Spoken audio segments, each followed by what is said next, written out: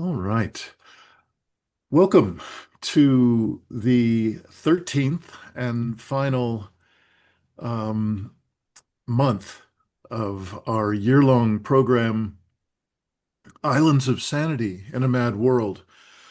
This is the living resilience little enclave in the interwebs.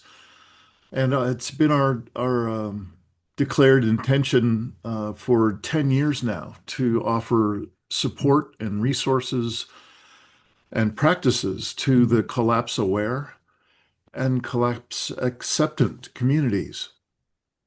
And so that's us. That's what we do. And this Islands of Sanity in a Mad World course is the most recent iteration of that body of work, that those practices, those resources, and especially the support that we really cultivate for ourselves to then be able to ripple out to others here in this network, and also, of course, in our own lives to hopefully be able to not only regulate our own systems in these challenging times, but also co-regulate with others and perhaps bring these skills, these capacities to the people we love, to our communities, to our families, to our workplace. And it is a remarkable time. In the midst of this year-long course, of course, we have encountered a brand new, it's actually given us signals that it was coming for a while, but brand new to most of us, authoritarian government, basically a fascist dictatorship, and an extraordinary shift in the world dynamic in so many, many ways. And I'm so thrilled to have a couple of new folks here, new to this material, new to this living resilience stuff. You are most welcome, and it is great to have new faces, new perspectives, new wisdom from your perspective to bring. So I'm very thankful that you're here and joining us. What this session will, these two sessions actually, will look like today. I'm going to speak in West Coast time, Pacific time zone, because that's where I am in Southern Oregon. And by the way, I haven't mentioned it for those who are watching the recording. I'm Dean Walker. I live here in Southern Oregon, and I've been very actively producing a book and a podcast, which is called the Poetry of Predicament. It's actually a YouTube channel. And this body of work called Living Resilience for 10 years now, closely associated for many of those years with the deep adaptation community and Michael Dowd's extraordinary body of work, amongst others. So that's a little bit about me, a little bit about the logistics of what is this course. How about today? Today we've started at approximately 7 o'clock in the morning Pacific time. And this first session is an hour long.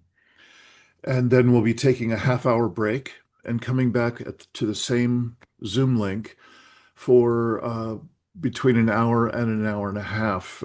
Usually doesn't take much to have us fill up and wish we had more than an hour and a half that's in the second session. But Right. the logistics of this particular time. And so I've introduced the space, I've welcomed new folks, and also Richard and I are long time buddies in this experience. And so good to have you here. And for those of you who are joining in by watching the recording, these are usually recorded and for the use exclusively of the people who have signed up and are really a part of the continuity of this body of work in some way or another. What I'm going to suggest and request is for us to be able to, by the end of these two sessions, I'd like to ask for all of your approval to be able to publish these out on the public part of the podcast on YouTube. And I would still very much invite you to share as fully as you would like, as heartfully as you would like. And if there's any part of what you end up sharing, what you end up disclosing, and you would rather not have it go to that public level, you are so welcome to just let me know that you would like certain parts edited out. That is absolutely possible and always available here. So it's really just this special event as we're transitioning out of this year-long program and into something far more streamlined, far more accessible. Um, just one brief little sharing about a kind of what's become kind of a cornerstone of our work is to just name part of the culture that we're all up to our earlobes in all the time, is that there's this constant stream of too much content of every kind. And for a couple of years earlier on, it was all the usual BS from the business as usual world of people pumping out what they're marketing and the various political tribes pumping into the space. And so I could call it all BS. I could call it all just this is a waste of my time and it's just a distraction. What I've noticed in the past year and a half or so is it now includes equally strong fire hose of too much of the elements that I absolutely adore, the people that I love and I want to I want to consume. For instance, writers who like Richard Lowenthal here. He's a writer on Medium, and I want to be able to take in all these remarkable voices and their ways of producing and presenting their work. So one thing that we're doing is, to the best of our ability here in Living Resilience, is in the ongoing evolution of this work, we're intending to make it as deep a dive as a person needs or wants to go into special topics.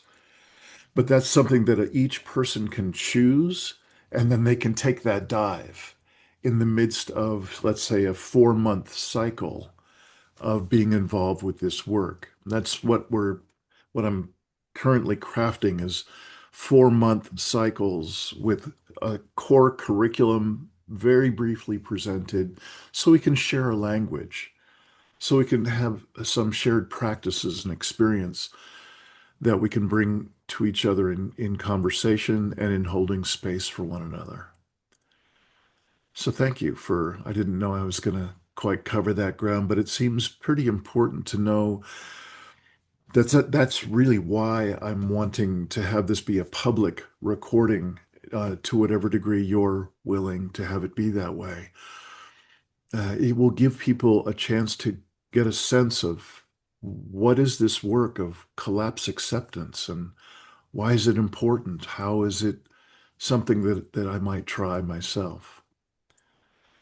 So I'm now going to shift my state a little bit. I've been in obvious presentation mode and haven't taken a full deep breath in a couple of minutes here.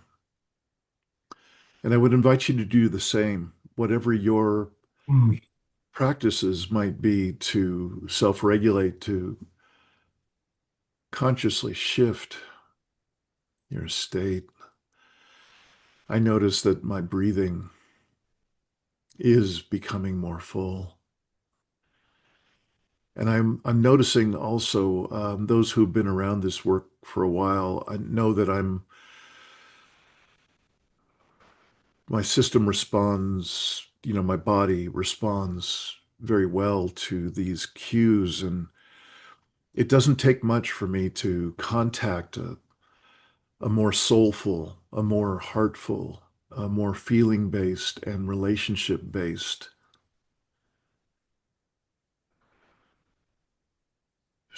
kind of sense of being present. What happens almost immediately is I get a warmth in my face, and I can feel tears kind of pushing from behind my eyes. They're really tears of warm curiosity, tears of appreciation. And as I've been shifting and speaking my practice about that, I've had my eyes closed for an inner kind of check-in in my own body.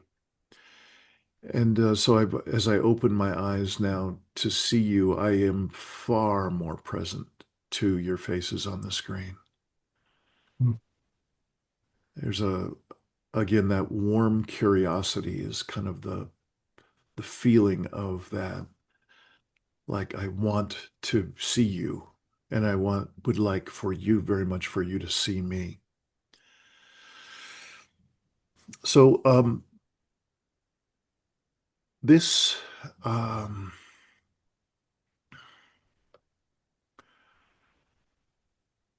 this first session for me has become an opportunity to um, for us all to check in with one another. And I'm guessing because we've all been in a million meetings and maybe even 2 million Zoom calls by now, um, you're used to checking in the way you do with your own family or loved ones and at work or wherever. And here, I'd I'd like to invite us to check in with as much of a current awareness of how is the world presenced for you these days? How are you doing? How's your heart? How's your sense of connectedness? Connectedness with your own inner wisdom, your own center? Oh, How's your connectedness with other people? Are there particular people that are precious in your life with whom you feel very connected? Are you able to be with them as much as you might like?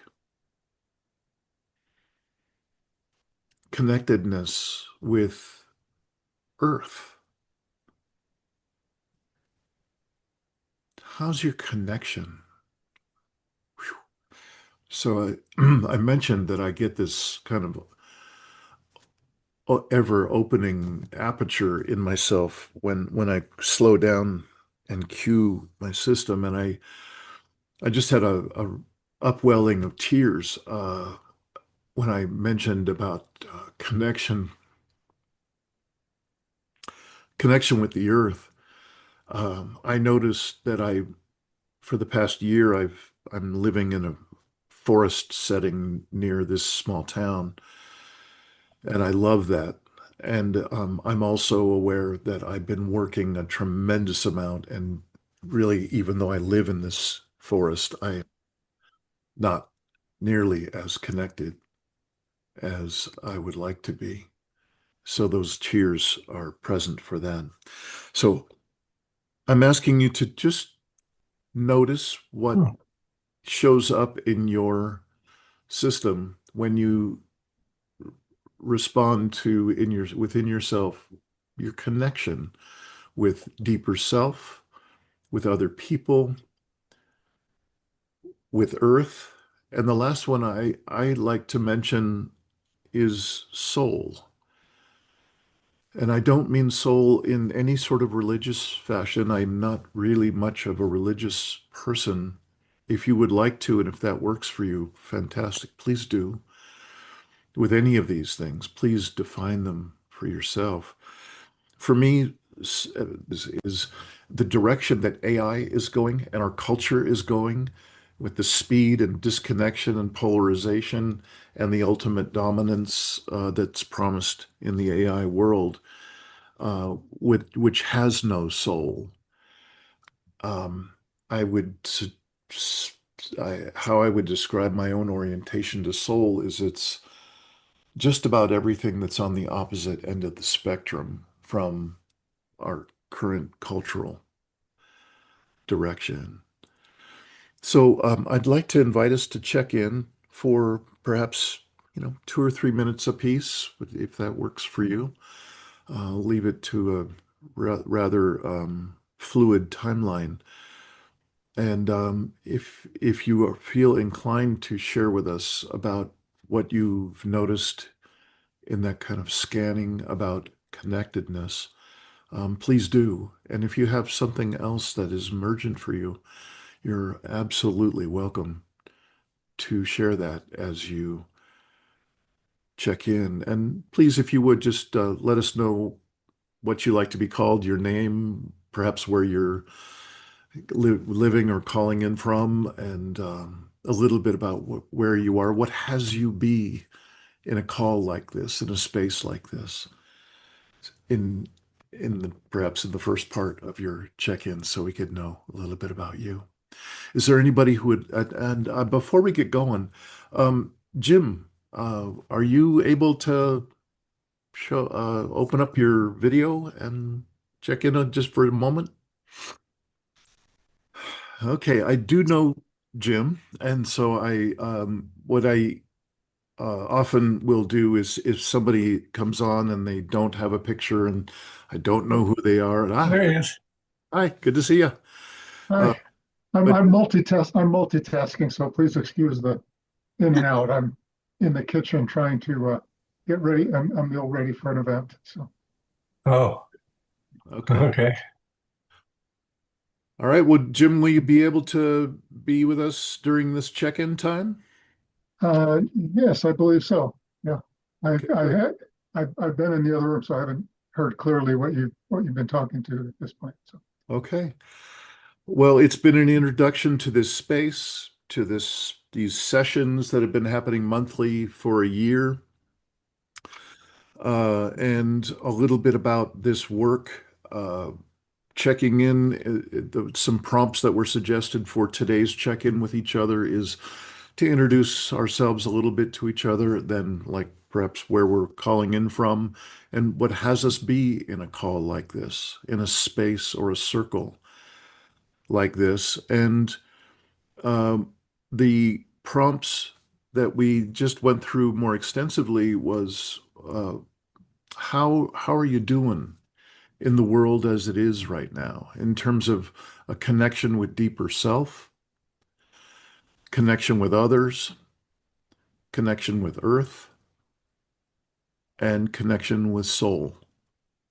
And so it might be good for you to just listen to a couple of folks before jumping in on that. Um, and that's a little recap. That's where we're headed. Okay. Is there anybody who would like to begin us in this check-in time? I'll begin, even though I'm new. I would like to, since Please. All right. I'm new to this group, but I became aware of the collapse quite a few years ago, and the first group I was involved with would be Michael Dowd's group, Hmm. and I also the ladies group I think was called Post Doom Bloom, the Bloomers, Yeah. and hmm. sorry, I'm clearing my throat. It's morning here. But the one thing I just feel with this group that you offered, Mr. Walker Dean, is that there's so much like when I hear the words, the poetry of predicament, there's something really healing about that. And Mm. there's, I don't know you well or this group or space very well, but it is just has really, oh, it just really has just a little bit of a really precious place because of the safety and the love and the just of the entire framing and the guidance of it. And I really think the poetry of your own soul really comes out to help us. Uh, Poetry is used to write to try to express the inexpressible. And so I love the group you've created here and the other little but I was so aware of the predicament all by myself and reading the basic science papers. I come from a science background and I have my personal subscription to Science, which is a research publication, one of the premier ones. And I was kept seeing and reading the science of these articles about how things were going to hell in a handbasket. And I would read them and like, oh gosh, thank goodness, at last something's going to happen. Nothing would happen. And so it was a very alone feeling for keeping up at that time with the science. And as it slowly unfolded, I realized we are, how serious it was. I don't want to go into what I personally thought, but I was like walking in the Truman Show. I'm like, what is going on around me? And I couldn't wake. No one was awake to this, you know? So having at least having communities begin to build, support communities, makes us feel like we're not anymore in some kind of a well, there was that movie where that man, old movie where that man was trying to drive his wife crazy by Mhm. gaslighting her Oh, Mhm. yeah. Yeah. marry someone else. I just felt like that constant sense of gaslighting. And so to be alone in that, at least I felt grounded in the science, but to find community has really made it possible for eventually, acceptance and thriving despite it all. Um, but it just my check-in is that then having accepted that, then this mind-boggling shift to fascism, autocracy, to rule by a tyrant is quite shocking. And Mhm. because of my history of crime, being victimized by large crime rings several times, unfortunately. Huh. I know them and I know how a crime ring can keep you laughing and having the greatest summer of your life for like 2 months, 2.5 months straight until they've drained your complete bank account. And you think they're clowns. But no, all along they're clowns on the surface, but doing the grift underneath, right? So there's many ways where I see more deeply into this. And people are just so focused on the clowns, where all the wealth of this country is being sold off and bled off, right? I mean, the clown show is definitely serious and important, the way they're stripping our civil rights and terrorizing us, but it's all masking this underneath thing. So, like, again, I'm starting to feel alone because people do not get that this is all about the money and then AI, right? So it's Huh. overwhelming, and I feel really like I hope to be part of this community for a while longer to help me continue grasping this ingraspable Mm. person. I guess that's my check-in. Thank you. I'm new here, so I hope it was okay. Yeah, Wendy, thank you. Of course, it's okay. I Fantastic. appreciate you breaking the ice. Here we go. Hmm. Yeah, I mean, I'll just go next. Yeah, that was a great check-in, actually. I mean, you really touched on so many things, that are happening and, so many things that are, influencing our minds and our emotions and kind of making us even kind of forcing us into this position of struggling to just comprehend the bizarre reality we're in now. It really is bizarre to me. I mean, it seems completely whacked out. But anyway, So I'm Richard. I live in Central Texas, so I'm kind of living in the belly of the beast, so to speak. I mean, Texas is at the forefront of all these fascist developments. So that's hard. I mean, it's not an easy place to be living right now, but it's home for now. Yeah, and like Dean said, I do a lot of writing, mainly on Medium on the internet. Uh, Put out a couple of articles every week, mainly about social, spiritual, and psychological issues related to collapse, or the collapse, the development of, wait, related to the process of collapse that we're in now.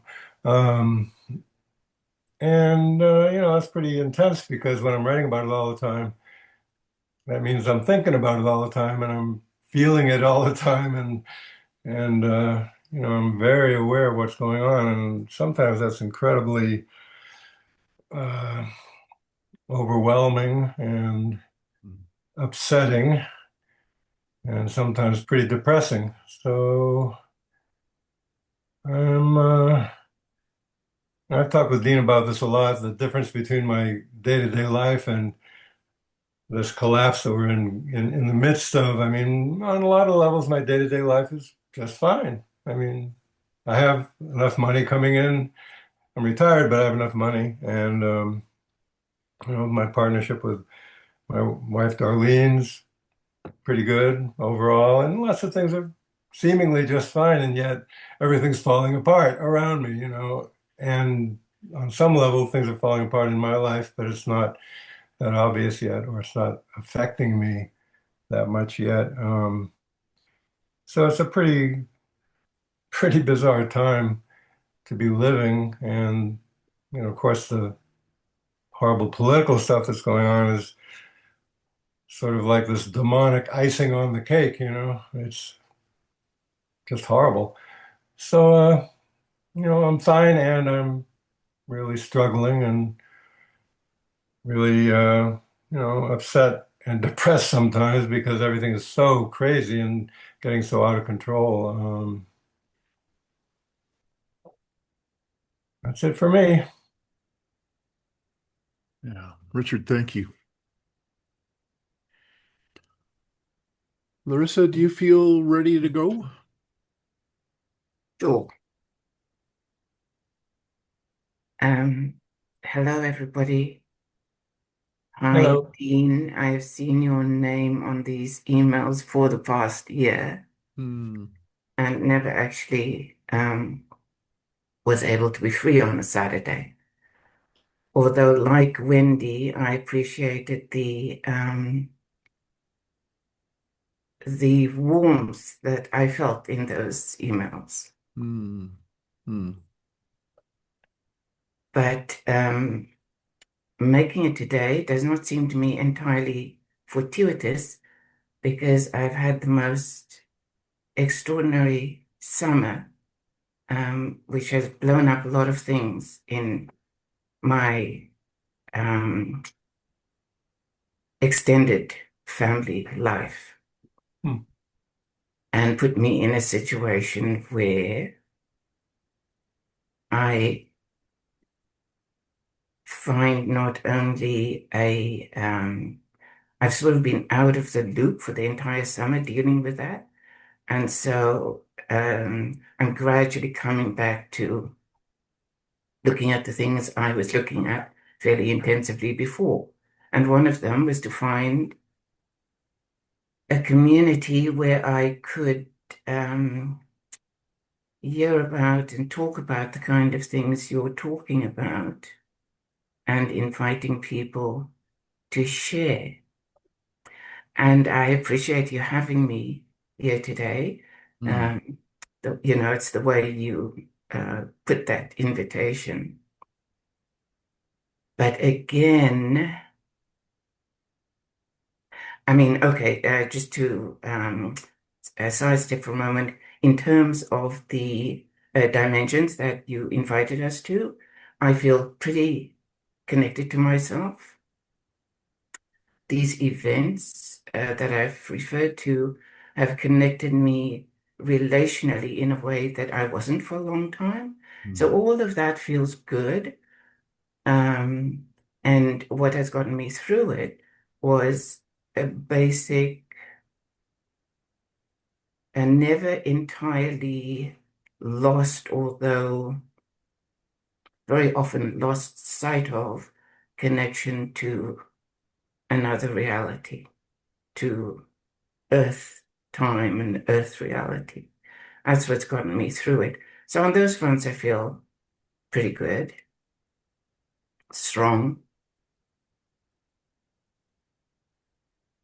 But now in coming here today, I feel confronted with the same thing that has challenged me in my efforts to find a community repeatedly.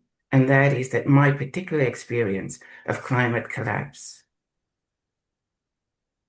is from the point of view of what Ken Hardy has called very eloquently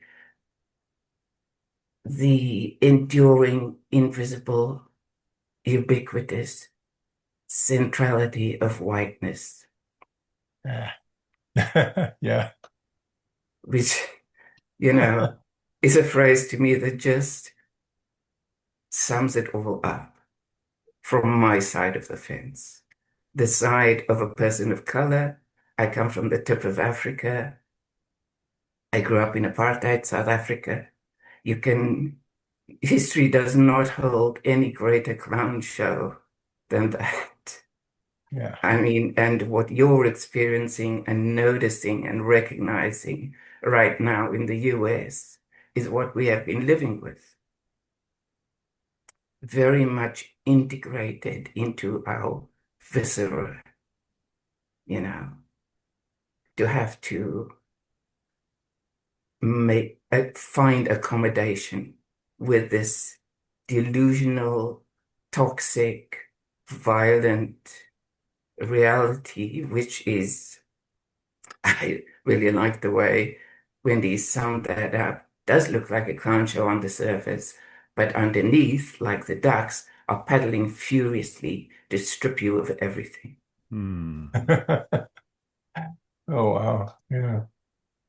Yikes. So that's what I'm feeling. A few minutes ago, I even felt like I can't stay here because it's the same faces on the screen. But on the other hand, when you speak, I feel our shared experience, the humanness, what we are, what we really are. Mhm. But anyway, so that's where I am. Thank you. Thank you, Larissa. Yeah, thank you. Can I just say one thing in response? I have written on this issue, and, being a white person, I'm quite, ashamed of what white people have done and are doing around the world. But, when I wrote about it, I was thinking about, that a lot of people, a lot of other peoples around the world have this way of looking at white people, and they call them white devils, And unfortunately, I can see why. I mean, it makes a lot of sense to me, and I don't believe that any particular race is superior or inferior or anything like that. But unfortunately, just historically speaking and accurately speaking, the white folks have created a lot of horrors, a lot of horrors. And, I can see why they're called white devils. And that's all I'm going to say about it. Yeah. So anyway, I'm glad you brought that up. Hmm. I have something to say too, but I will happily wait till the right moment if there's another time in the future for that. Hmm. If it's on this thread, and this thread is very alive right now. Thank you very much, Larissa, for bringing it. Let's follow this thread for a moment, and we'll get back to checking in. Yep. I really thank you for being here with this whiteness. I know Yeah. I have a perspective of I just can't seem to find anyone else. I am white, when Ancestry.com came along, people could stop saying I was a product of the milkman or whatever. But I was born with eyes that didn't have any muscles to open. So, and several surgeries and so forth. So I look maybe Chinese, I guess. I grew up on an Air Force base. I have experienced constant racism, but it was hard for me to even understand that. It was called bullying. It took me years to figure out people were racist against me because even though and they called me oh, I don't want to go into it, but without my glasses, I have very small, I don't even want to take them off. I look like Chinese. And even to this day, and I'm old now, not a single white person gets that I sometimes experience discrimination no matter what happens to me. They're like, well, I'm sure that person was just having a bad day. So I can't understand your experience for sure, but I've spent some time like listening for the past year to lots of great Black gardeners online on their YouTube channel, building their community as fast as can be, right? So it's given me a real appreciation for the just the I've just I mean, I'm both ashamed and somewhat understand how horrible white people are, and then how the good white people are completely blind to it. Hmm. Anyway, sorry about that. I feel like this just repugnant taste in my mouth at this lifetime of hatred I've been subjected to in the midst of so many good people who are just blind. Hmm. And all the black, all the others. Yeah, it's a real hot button for me too. Hmm. Thank you. Yeah. Yeah. Larissa, are you are you moved to respond in any way, or are you complete for the moment? No, I would like to say something. Thank you. Um, I don't see it as white people and other people. I'm talking about whiteness, Hmm. the concept of whiteness Yeah. and the visceral commitment to or going along with the whiteness project. Yeah. It is not a question of whether you are many, I mean, there are many more nuanced ways to cut that pie. But Hmm. what I am talking about, what Ken Hardy is talking about, and what I think you're struggling to express, Richard and Wendy, are your you are fighting in the dark with your eyes closed with this reality of the centrality of whiteness, Hmm. the integrated and absorbed by osmosis power dynamic that says that whiteness is automatically the measure of all things. Yeah. That's what we're talking about, not the people Yeah. who act that way or who do nothing. There are no such things to me as good people and bad people or white people and the others. It is these concepts that control our thinking. Yeah. Sorry, I mean, I hope that was somewhat clear. Yeah, Just, very, very much so for me. Um, Yeah. Yeah. Larissa, you brought up about a quote, and I'm wondering if you would mind putting perhaps the name of the author of the quote, and I've just written down whiteness, and yeah. and if there's a way that I could find perhaps read some of this person's writing, I would sure appreciate it. Yes, and you can listen to him online as well. That is the name of an anthology of writings on the experience of racialization. So I'm just typing it in now. Thank you. Thank you. I got a question. I just want to clarify for myself what you're saying. So, I mean, it sounds to me like you're saying that there's this sort of overarching belief system and some kind of like concept of whiteness that's based on power structures and kind of infiltrates everything, and that it's sort of like it's almost like, the like we're fish swimming in an aquarium. It's like, what's water? Well, it's what we're swimming in. It's like the whiteness is what we're swimming in. Is that kind of what you're saying? Yes. Okay. Thank you. Yeah, it makes sense to me. Well, again, thank you, Larissa. Uh, Hmm. Jim, I'm curious, are you ready to check in? Sure, absolutely. Um, as you can see, I live in Salt Lake City, Utah. Um, my journey into collapse awareness and acceptance, I started with Michael Dowd. I knew Michael before um, he came to that realization, and we were kind of jointly involved with a project that was kind of spearheaded with another mutual friend of trying to get wealthy people to come together and bring awareness to the disastrous nature of climate change and fund global um, a global militarization or a mobilization to address those issues through a radical retooling of economy and however I watched Michael go through the transition of realizing that that was a futile effort. Took me about a year and a half before I joined him in that realization. Mm.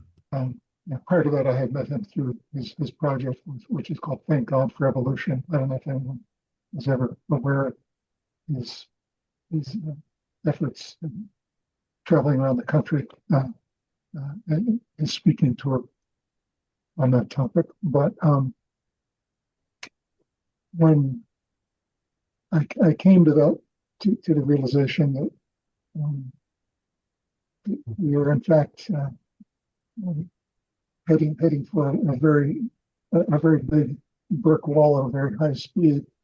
That I don't think it wasn't as traumatic for me for a couple of reasons. I think number one, I'm older and I'm up on 75.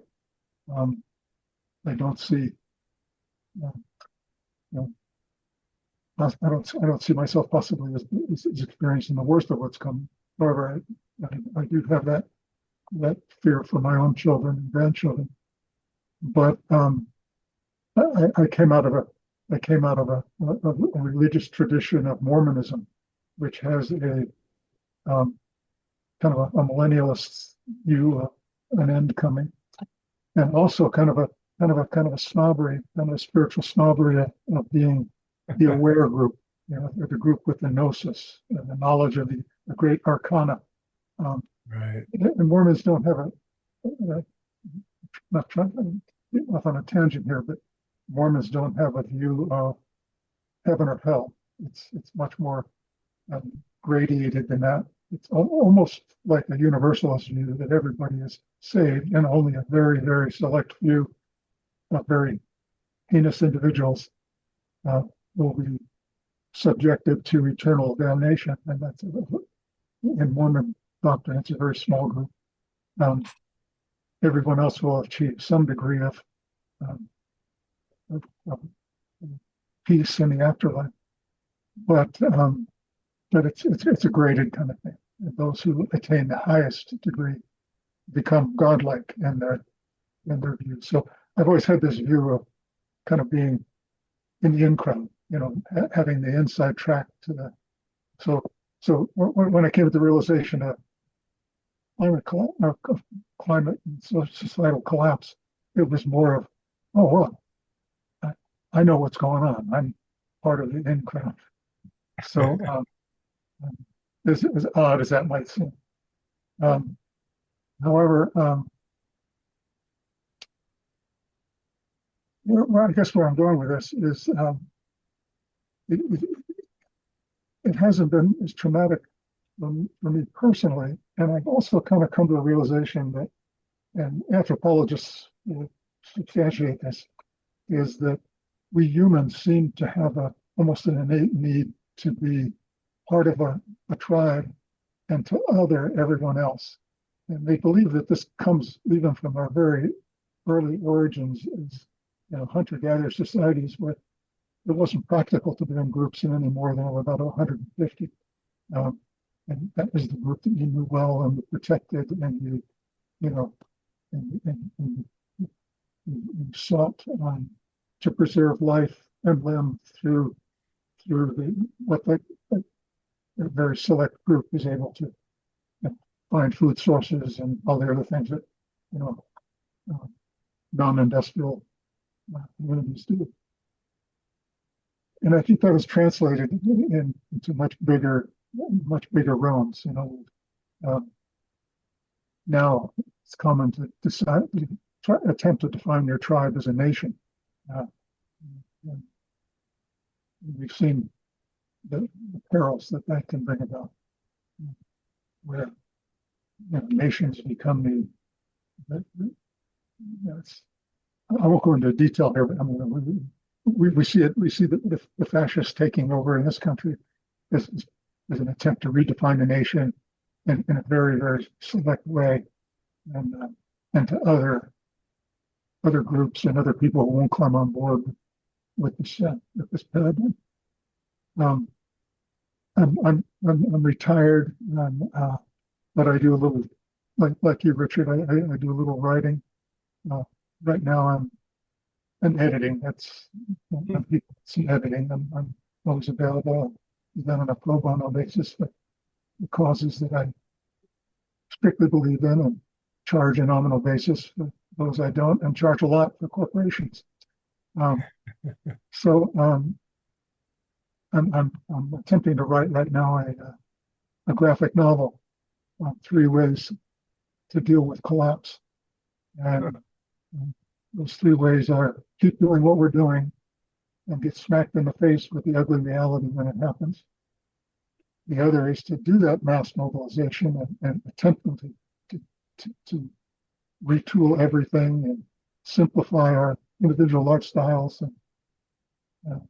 But that will having eventually basically the same outcome, perhaps delayed by a few years or maybe decades, but ultimately needing to face the same consequences of a quarter millennium of industrialization and overgrowth and overshoot. And then the third is if the leaders of the world lead their people into the realization that we are in fact heading for collapse, and attempting to do that in the most compassionate way possible. And I won't go into details more than that, but probably my main struggle with right now is trying to find ways to generate the graphics. I'm attempting to use ChatGPT to do that, and funny thing happens. I get a drawing about the way I want it, and I say, I'll just change this one other thing, this one minor detail. And Chat gets a mind of its own and changes like 5, 6, 7, 8 different aspects of the graphic. It's really quite a frustrating ordeal. Anyway, I'm attempting to compartmentalize my individual life and enjoy my relationship with my partner, and do what I can with my kids and grandkids. For the most part, don't see this. I have one daughter who kind of glimpses it, but that's where I am. All right. Jim, thank you.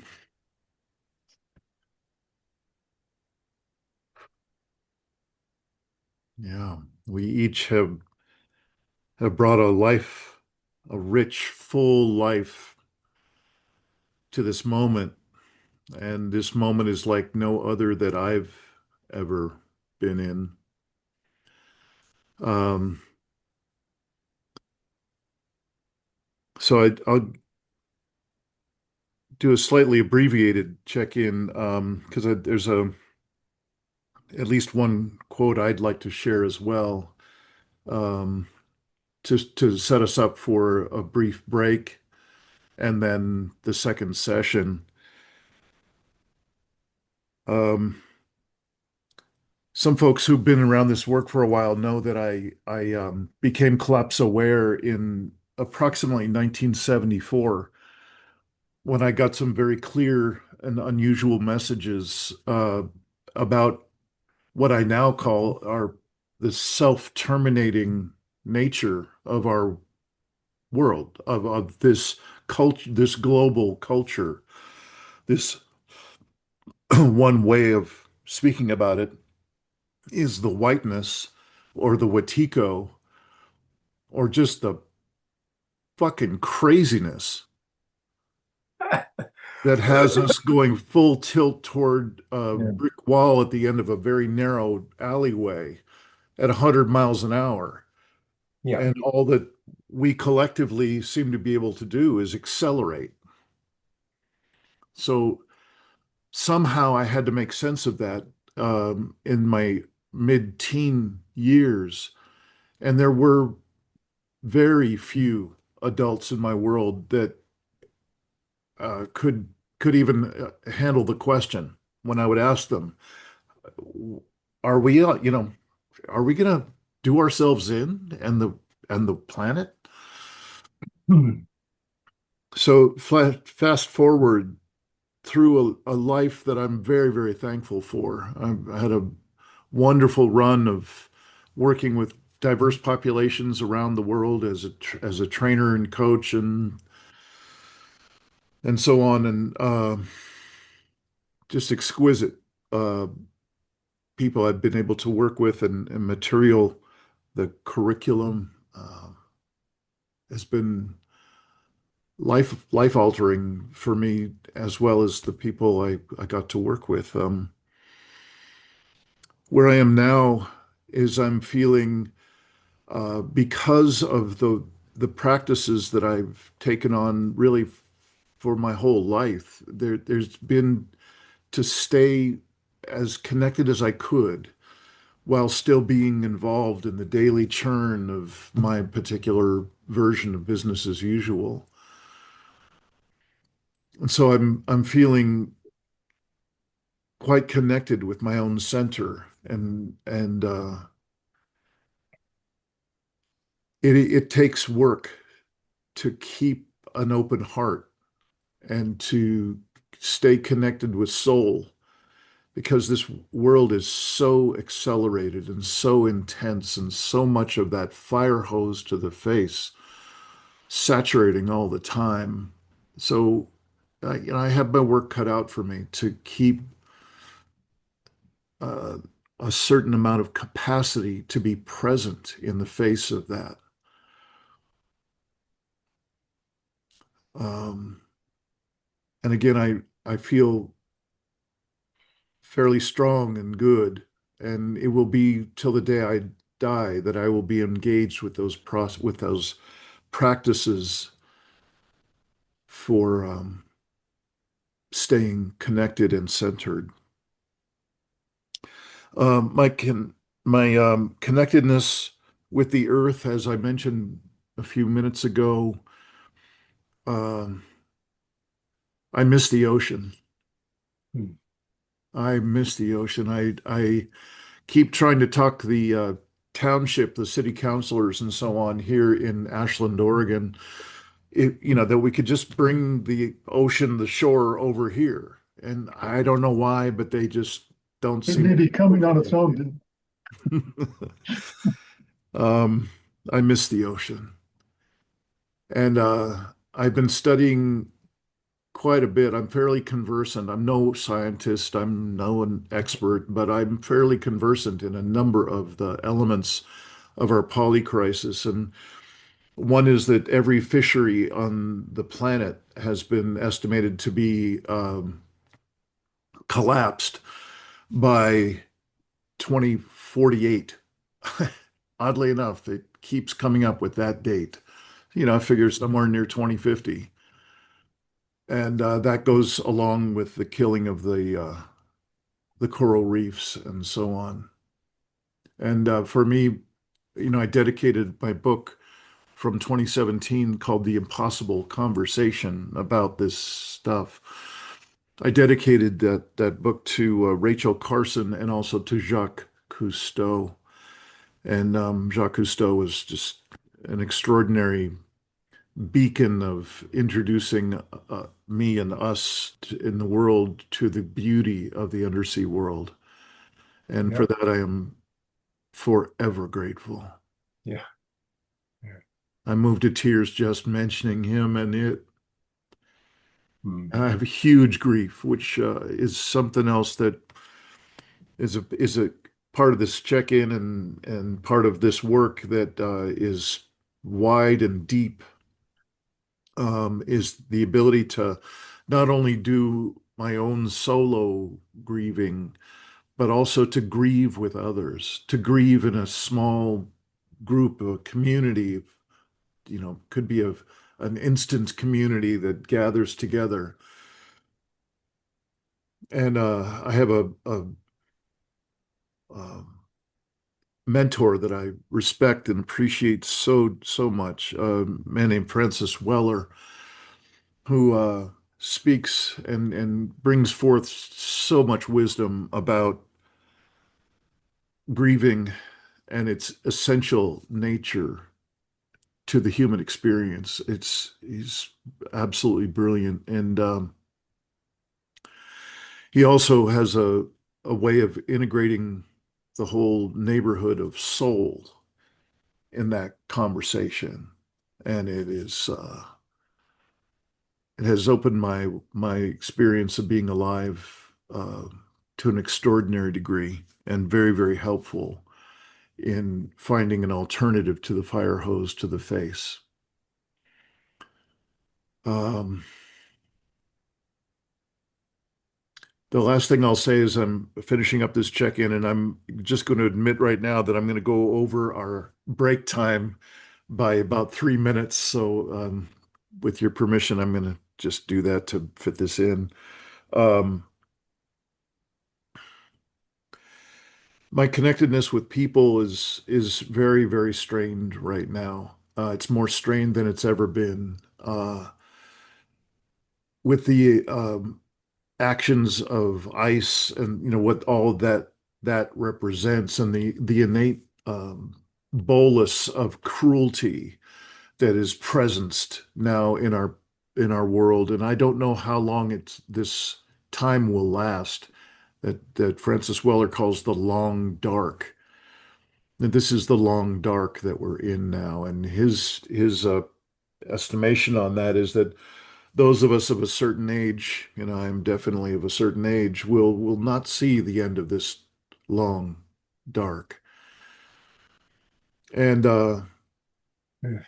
there are reactions inside of me that I thank goodness that I've got some powerful people I can sit with in circle so that I can speak fully and openly and share what, these reactions that are going on in my system. There's a protective nature in me that I literally could just drop everything, quit my job, go down to LA when the National Guard and the police and all that was going on. And I know it's just expanding and expanding, but there is something about that level of subjugation and our really complicity. We can normalize anything now. I'm clear in this culture. It just seems like we can normalize any damn thing. And why I'm so thankful for sitting in the circles that I have right now is that very wisely I have been counseled to metabolize my grief and metabolize my rage and to stay present and to stay open and stay connected to this process of being alive now. So it's no conclusion here, but it sure has kept me from doing something that I believe would have been quite foolish and would have put a match right into a giant pool of gasoline. That's what they're wanting. They're wanting the violence to show up so that they can completely mash communities at large.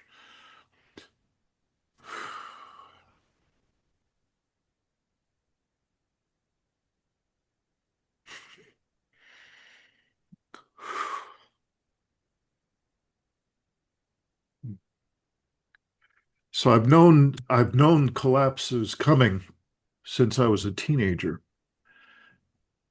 And I got my cage rattled about 12 years ago that it's happening far sooner than ever I had imagined. That woke me enough to write the book, to put this together, this body of work, and to dive even further into my practices and just sitting in circle in this way.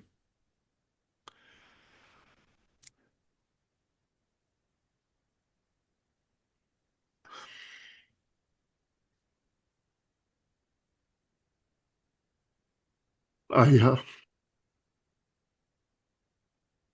I had no idea it would be this cruel. I had no idea we would be like this with each other. I had no idea. This has been some shitty stuff that's gone on for generations. And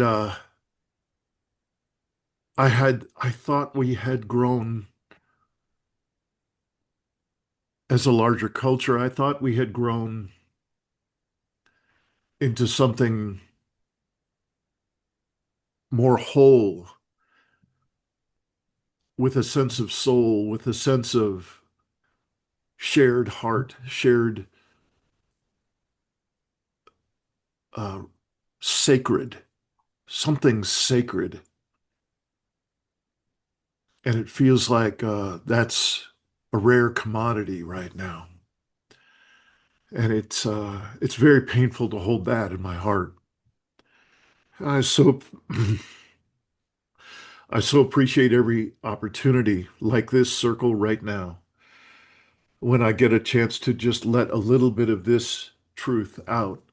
Because in most of my world, this level of communication, this level of feeling and sharing is not welcome. Right. And so, to the degree you have shared from a similar place in yourself, thank you. And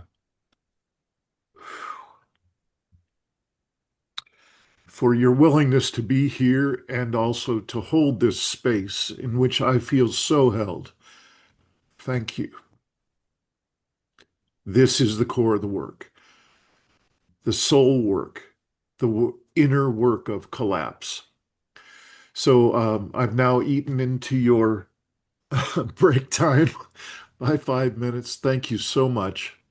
Mm. We will come back at 8:30 my time, so 30 minutes past the hour. And please use the same link. And if you have any questions or concerns at this point, please just stay on. I'll stay on for a moment if you have anything. Otherwise, have a lovely, lovely break. Thank you. Yeah, thank you. Thanks for sharing all that. See you all soon.